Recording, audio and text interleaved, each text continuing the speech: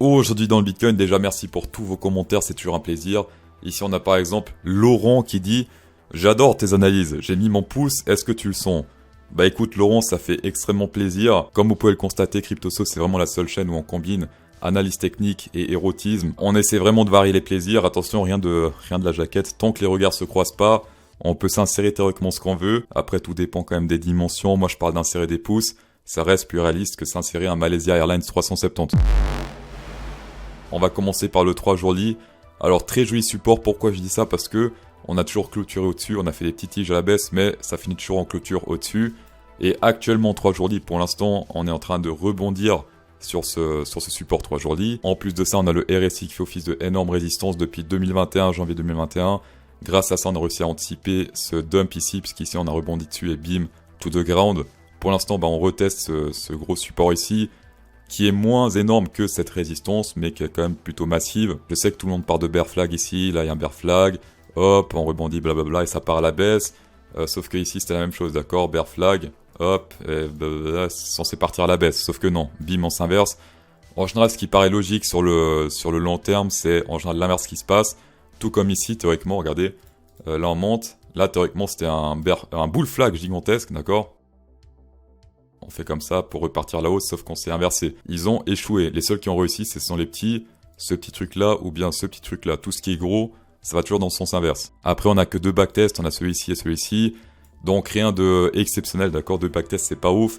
Mais voilà, juste pour vous dire que si vous voyez un bull flag, ça veut pas dire qu'on va continuer à haut. S'il y a un bear flag, ça veut pas dire qu'on continue à la baisse. Au niveau des ranges, on est sur deux différents. Le populaire, celui que tout le monde voit, c'est le jaune ici, celui qui monte. On l'a pété à la baisse, pour l'instant on reteste la résistance, maintenant le support qui fait maintenant office de résistance. Et si on vire celui-ci, hop, on est dans un autre range plus grand encore. Donc ça c'est la version un peu plus bearish de scénario. Donc là on a le top qui a été testé 2 fois, le bottom, le centre qui fait office de support résistance. Alors on est d'accord qu'ici ça fait un peu de la merde, ça rebondit pas vraiment au centre. Sauf qu'ici ça fait déjà pas mal de jours, ici qu'on peut le voir. Il teste, il se fait rejeter légèrement. Ici support, si on pète ça à la baisse, hop, on peut aller jusqu'à 28 300. En attendant, il y a également un support sur le RSI avec 4 tests, 1, 2, 3, 4. Donc ça également, c'est à prendre en compte. Et ça, bien sûr, combiné en divergence bull, puisque là, ça monte, et ici, on descend. Ici, comme on peut le voir, on a un fake out sur les speed hardines. C'est la première fois que ça arrive depuis pas mal de temps, là, un fake out clôture. Attention, les tiges, comme ici, ça compte pas, c'est uniquement les clôtures qui comptent. Et là, on a fait un fake out à la baisse pour ensuite réintégrer.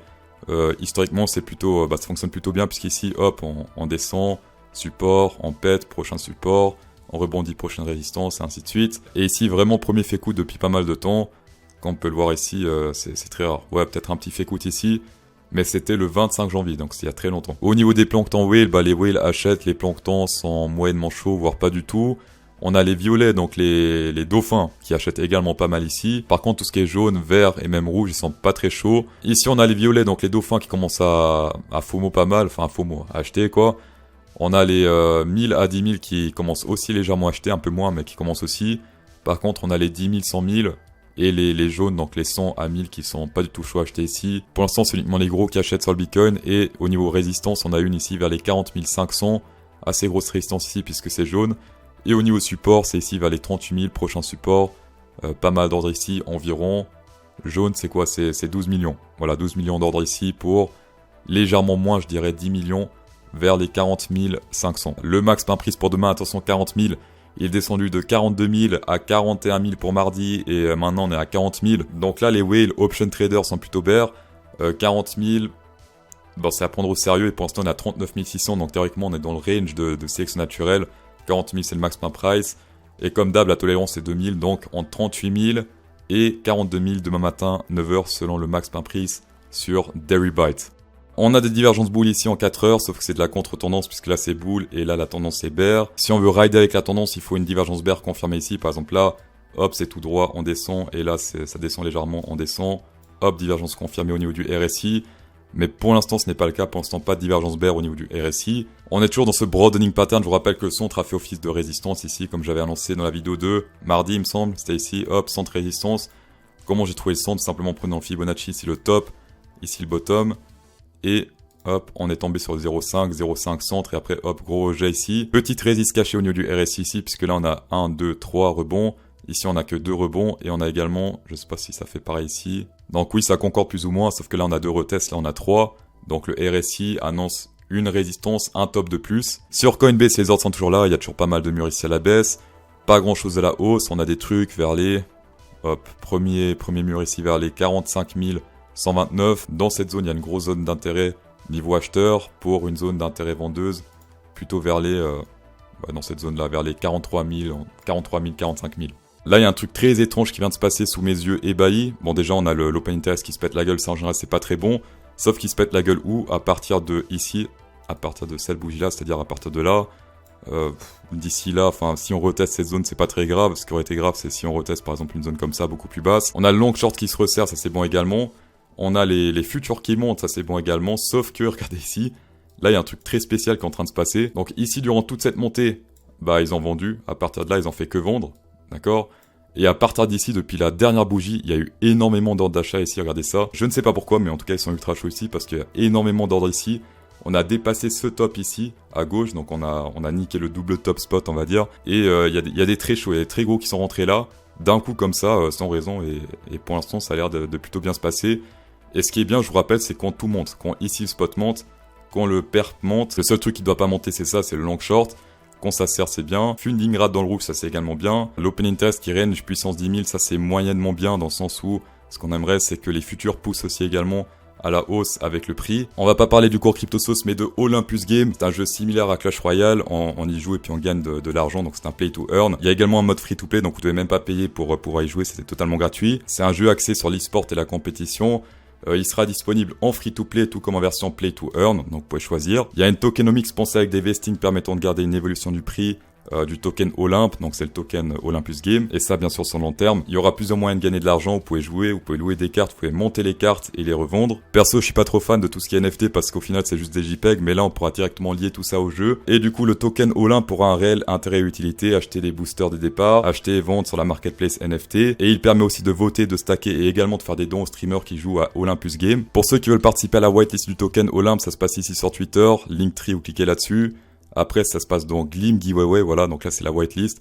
Vous avez soit le Gleam ici, je crois que ça se dit comme ça, Gleam, ou bien si vous êtes actif sur Discord également, vous pouvez participer à la whitelist, donc soit ici sur Gleam, soit sur Discord comme vous voulez. Et comme d'hab, s'il vous plaît, toujours investir ce qu'on peut se permettre de perdre, très important, merci beaucoup. On va passer sur le Ethereum, toujours très corrélé avec le Bitcoin, sauf qu'ici on a un joli support résistance au niveau du RSI qu'on n'a pas sur le Bitcoin. On rebondit proprement dessus pour l'instant. Combiné également avec une divergence boule potentielle au niveau du MACD, ici là ça monte et ici on descend. Pas de divergence boule par contre sur le RSI puisque là ça descend et ici on descend également. J'ai viré le crap potentiel, ici on a un Gartley confirmé puisqu'on est sorti de la zone. Attention, pas tous les harmonic patterns sont intéressantes, ici il faut prendre à partir d'ici. Et là donc les targets sont très proches, pour moi c'est pas assez intéressant de prendre ce trade ici puisque voilà la target 0,58 c'est ici vers les 3022. On est déjà très proche donc personnellement c'est pas cet HP là que je vais prendre. Ce butterfly qu'on a vu il y a pas mal de temps était beaucoup plus intéressant. Pourquoi? Parce que ici, très éloigné de la zone danger, on descend ici, on reteste le 0,68, on se fait éjecter, bim, zone danger, pour l'instant on se fait de nouveau éjecter. Combiné avec un Gartley qui est très petit selon moi, donc pas assez intéressant. Si on prend le bottom ici, speak et ce top, on est pile poil sur la zone danger. Si on prend le butterfly, c'était dans cette zone-là, le bottom. Et là, on est pile poil zone danger, donc c'est là où se passent les retournements majeurs. Avec une divergence boule potentielle, avec un petit Gartley, il me semble que c'était potentiel, où on peut aller facilement vers les 3000 et quelques. Pourquoi pas, le seul souci, c'est les divergences ici. Voilà, là ça descend, là ça descend aussi. Donc pas de divergence au niveau du VMC, pas de divergence RSI, seulement au niveau du MACD. Après, bien sûr, si le Bitcoin monte, parce que lui, il y a une divergence confirmée, eh bien le Ethereum va monter aussi. Mais si on prend juste ça graphiquement, c'est pas ce qui est le plus intéressant. Ce qui est plus intéressant actuellement, c'est le Bitcoin qui a plus de divergence confirmée que le Ethereum. Niveau SP500, les nouvelles ne sont pas très bonnes. On a pété ici le centre de ce range. On a pété le support ici de ce support RSI, puisque là ça fait résistance.